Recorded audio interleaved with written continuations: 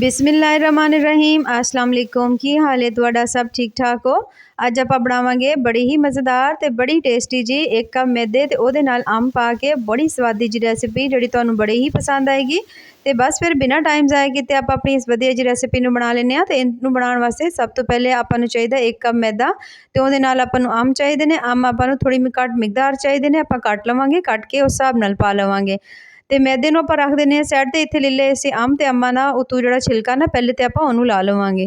तो तमाम जिहड़ा छिलका ना इत्थे मैं तकरीबन 2 अंब जिहड़े आ ना उन्हां दा मैं छिलका लावांगी, क्योंकि इत्थे इस रेसिपी वास्ते आपां नूं 2 अंब ही काफ़ी होणगे।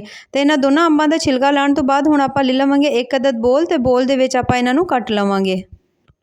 तो इत्थे तुसीं देख सकते हो अंब जिहड़े ने उन्हां नूं असीं कट के बोल दे विच पा लिया। मैं इत्थे तकरीबन 2 अंब लए ने मीडियम साइज़ दे, बहुत ज़्यादा ना तो वड्डे सी ना ही बहुत ज़्यादा छोटे सी। तो हुण इन्हां दोनों अंबां नूं असीं छिल के ते इन्हां दा जिहड़ा उपर वाला गूदा हुंदा ना ओह सारा आपां चंगी तरह गुठली उत्तों उतार के ते आपां पा लेना बोल दे विच। अच्छा आ तुसीं देख सकते हो दोनों अंबां दा साइज़ मीडियम साइज़ दे 2 अंब सी, ठीक हो गया।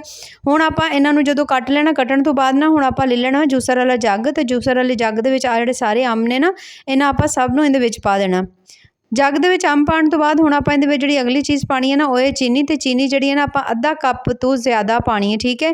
यानी भरे तो तुसीं 2-3 चमचे घट कर लिया जे, भरे तो थोड़ी जी घट कर लिया जे।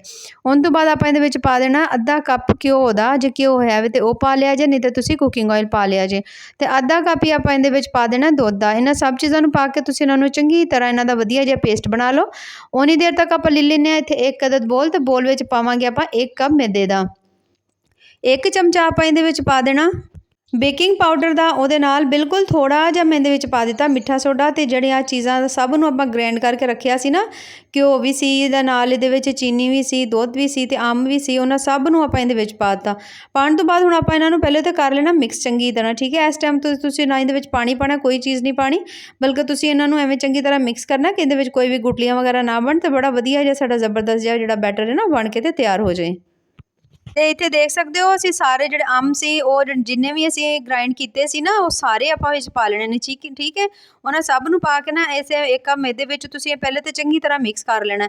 हुण जदों तुसीं चंगी तरह मिक्स कर लो तो फ्लेवर वास्ते आपां पावांगे थोड़ा जिहा इहदे विच वनीला एसेंस, ते इहनूं वनीला एसेंस नूं पा के हुण आपां फिर मिक्स कर लवांगे। इस टाइम ते हले भी जिहड़ा बैटर है मैनूं थोड़ा जिहा गाढ़ा लगण डिया है, ते आपां करन वास्ते इहदे विच पावांगे दुध। दुध जिहड़ा है तकरीबन तुसीं 3 ਤੋਂ 4 चमचे पा लिया जे, बहुत ज़्यादा ना पाया जे, थोड़ा थोड़ा पा के चेक कर लिया जे, ताकि ना तो असीं बहुता पतला लेना ना ही बहुत ज़्यादा गाढ़ा लेना। हुण दुध पा के ना आपां इहनूं चंगी तरह मिक्स कर लेना। जदों देखो तमाम चीज़ां बड़ियां सोहणियां मिक्स हो गईयां ते बिल्कुल स्मूथ जिहा तुहाडा बैटर बण के तैयार हो गया। ते फिर आपां इन्हां नूं चैक करांगे। आ देखो मैं तुहानूं चमचे नाल पहले चैक करवानी है कि ये आ देखो होवे ना तो बहुत ज़्यादा गाढ़ा ही होए ना ही बहुत ज़्यादा पतला ही होए, ठीक है। तो बस हुण इहनूं आपां बनाना शुरू करने आ। ते बनाउण वास्ते सब तो पहले तो तुसीं ले लिया जे कोई भी इत्थे ट्रे या फिर कोई भी सांचा, या तुसीं बर्फ बनाउण वाले जिहड़े कोले हुंदे हो ना वो भी लै सकदे हो। पहले तुसीं चंगी तरह थल्ले घ्यो ला लेना। घ्यो लाउण तो बाद या कुकिंग ऑयल लाउण तो बाद ना हुण कोई पेज इहदे विच रख लिया जे। चंगी तरह पेज सैट करन तो बाद हुण इस पेज दे उत्ते भी घ्यो लाओगे ना ते तुहाडा बड़ा वधिया जिहा बटर पेपर बण के ते तैयार हो जाएगा। हुण आपां इन्हां नूं कर लेना सब नूं चंगी तरह ना हल्का हल्का उत्ते घ्यो ला लेना। हुण मेरे कोल कुछ खरबूजे दे ते कुछ कद्दू दे बीज पए सी, वो सारे जिहड़े ना मैं इहदे उत्ते थोड़ा थोड़ा लावांगे। इवें लाउण नाल ना बिल्कुल जिवें बाज़ारों तुसीं चीज़ लैके खांदे हो ना, जिद्दां तुहानूं बड़ा ही स्वाद आउंदा है, बिल्कुल उवें दी बनेगी। थोड़े जे मैं तिल पाते, काले ते चिट्टे दोनों पा के ना हुण आपां जिहड़ा बैटर बना के रखिया सी ना, ये सारे नूं आ देखो एवें करके तुसीं पाना। इक्को जगह ते नहीं पाना, इक्को जगह ते पाओगे ते जिहड़े तुसीं नीचे ड्राई फ्रूट पाए ने ना वो सारे एक जगह ते इकट्ठे हो जाणगे। ते एवें करके पाओगे ना तो फिर चंगी तरह तुहानूं बड़ा सोहना रिजल्ट मिलेगा। ते तमाम बैटर जिहड़ा इन तो पाउण तो बाद ना हुण तुसीं इन्हां नूं कर लेना टैप चंगी तरह। एवें करके 2-3 वारी टैप करोगे ना तो सारा चंगी तरह सैट हो जाएगा। हुण जे ते तुसीं इहनूं पकाना ना ओवन विच, ते ओवन विच तुसीं इहनूं 180 डिग्री दे उत्ते पहले ते ओवन नूं प्री हीट कर लिया जे अद्धे घंटे लई।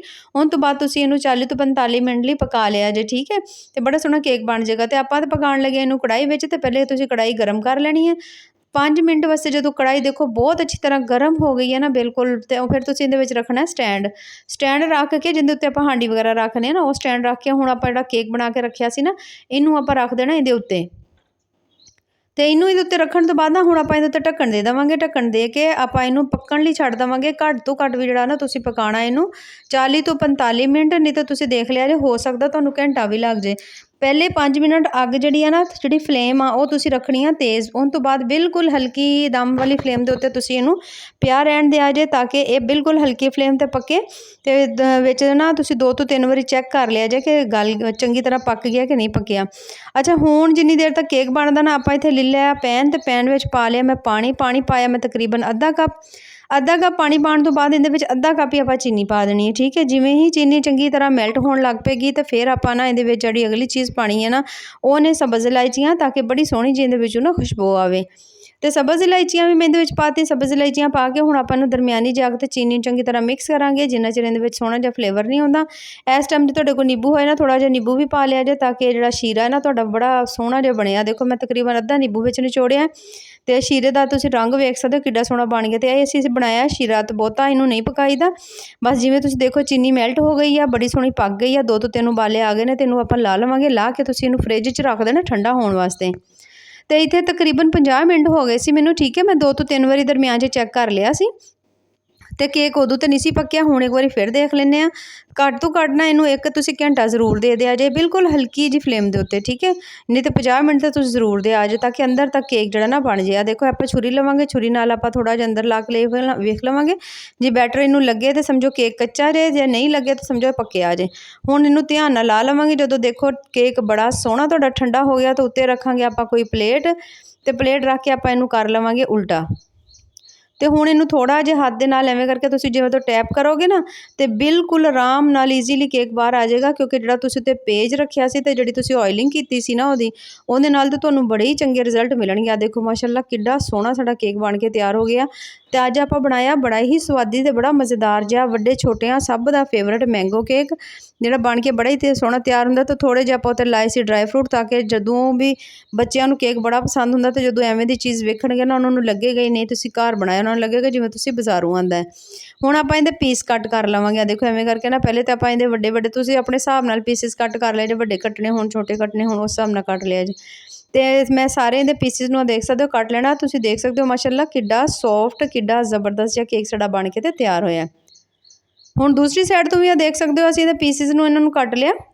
ਹੁਣ ਚੰਗੀ ਤਰ੍ਹਾਂ ਕੱਟਣ ਤੋਂ ਬਾਅਦ ਆਪਾਂ ਜਿਹੜਾ ਸ਼ੀਰਾ ਬਣਾ ਕੇ ਰੱਖਿਆ ਸੀ ਨਾ, ਠੰਡਾ ਬਰਫ਼ ਜਿਹੜਾ ਹੋਇਆ ਸੀ, ਇਹਨੂੰ ਆਪਾਂ ਹੁਣ ਪਾਵਾਂਗੇ ਇਹਦੇ ਉੱਤੇ। ਸਾਰਾ ਸ਼ੀਰਾ ਪਾ ਦਾਂਗੇ। ਅਤੇ ਆ ਦੇਖੋ ਮੈਂ ਤੁਹਾਨੂੰ ਨੇੜਿਓਂ ਕਰਕੇ ਦਿਖਾਉਂਦੀ ਹਾਂ, ਮਾਸ਼ਾਅੱਲਾ ਕਿੱਡਾ ਸੋਹਣਾ ਜ਼ਬਰਦਸਤ ਜਿਹਾ ਸਾਡਾ ਜਿਹੜਾ ਕੇਕ ਬਣ ਕੇ ਤਿਆਰ ਹੋਇਆ, ਜਿਹੜਾ ਬੜਾ ਹੀ ਸਵਾਦੀ ਬਣਿਆ। ਅਤੇ ਤੁਸੀਂ ਜ਼ਰੂਰ ਬਣਾਇਆ ਜੇ, ਅਤੇ ਬਣਾ ਕੇ ਸਾਨੂੰ ਕਮੈਂਟ 'ਚ ਜ਼ਰੂਰ ਦੱਸਿਆ ਜੇ ਤੁਹਾਨੂੰ ਸਾਡੀ ਅੱਜ ਦੀ ਰੈਸਪੀ ਕਿਵੇਂ ਦੀ ਲੱਗੀ। ਅਤੇ ਜੇ ਤੁਹਾਨੂੰ ਸਾਡੀ ਅੱਜ ਦੀ ਰੈਸਪੀ ਪਸੰਦ ਆਏ, ਤਾਂ ਤੁਸੀਂ ਸਾਡੇ ਚੈਨਲ ਨੂੰ ਜ਼ਰੂਰ ਲਾਈਕ ਵੀ ਕਰਿਆ ਜੇ, ਸਬਸਕ੍ਰਾਈਬ ਵੀ ਕਰਿਆ ਜੇ। ਬਾਕੀ ਦੁਆਵਾਂ 'ਚ ਯਾਦ ਰੱਖਿਆ ਜੇ। ਅੱਲਾ ਹਾਫਿਜ਼।